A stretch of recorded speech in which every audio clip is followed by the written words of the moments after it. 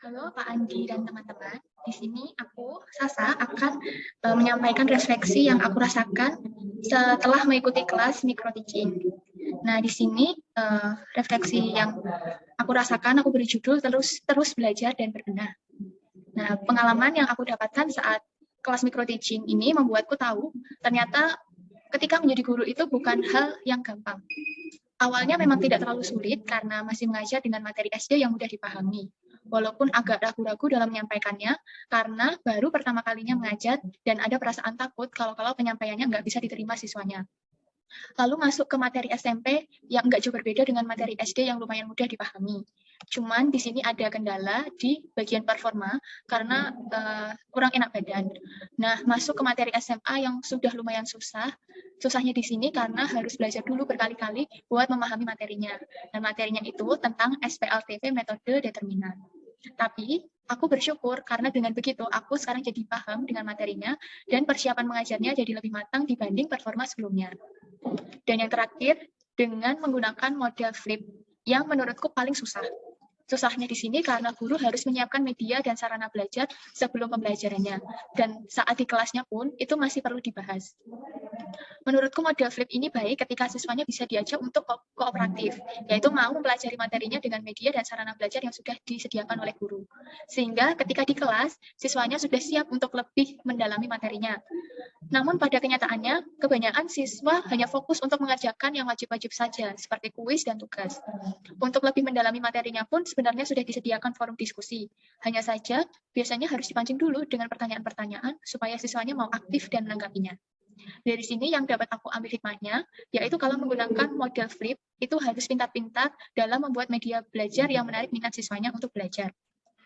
Contohnya seperti forum diskusi tadi, yang memberikan pertanyaan-pertanyaan pancingan supaya siswanya mau diajak berdiskusi.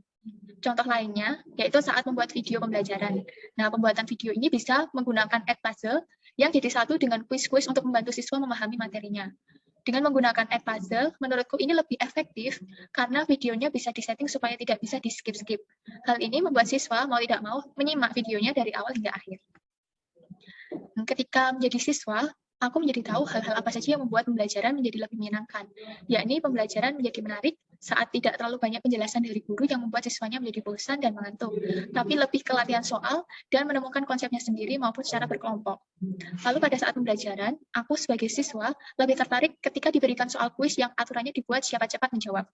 Karena ini membuat belajar jadi lebih seru dan membuat aku lebih tertantang untuk menyelesaikannya. Dari pengalaman menjadi siswa ini, bisa aku pakai acuan saat mengajar dan menjadi bahan refleksi diri supaya pembelajaran yang dilakukan menjadi lebih baik. Lalu saat mengamati teman lain yang menjadi guru, ada beberapa hal baik yang bisa aku ambil, seperti cara memberikan latihan yang dikerjakan dengan berkelompok. Di sini aku tahu kalau latihan soal dengan berkelompok bisa membuat suasana kelas jadi lebih hidup dibandingkan menyuruh siswanya untuk mengerjakan secara individu. Hal lain yang aku dapatkan dari sini yaitu belajar tentang penggunaan alat bantu seperti GeoGebra yang bisa dieksplorasi untuk membantu dalam menyelesaikan permasalahan.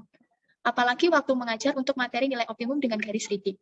Menurutku ini sangat membantu proses pembelajaran pada materi tersebut karena kalau menentukan atau menggambar garis titik dengan cara manual, itu akan memakan banyak waktu sehingga pembelajarannya jadi kurang efektif. Dan yang aku dapatkan dengan mengikuti kelas micro teaching ini adalah memperbanyak pengalaman berinteraksi langsung dengan siswa. Karena pastinya ada kejadian yang di luar rencana yang dibuat, seperti waktu mengajar ada siswa yang bertanya. Nah, dari sini aku bisa menjawab pertanyaan siswa tersebut dengan tenang, dan ternyata siswanya bisa menangkap penjelasan yang aku berikan. Dan itu rasanya senang sekali.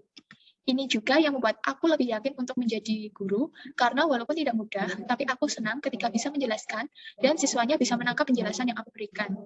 Dan satu hal lagi, yaitu aku senang belajar hal baru. Makanya aku ingin menjadi guru, karena menjadi guru membuatku terus belajar dan mengeksplorasi hal baru.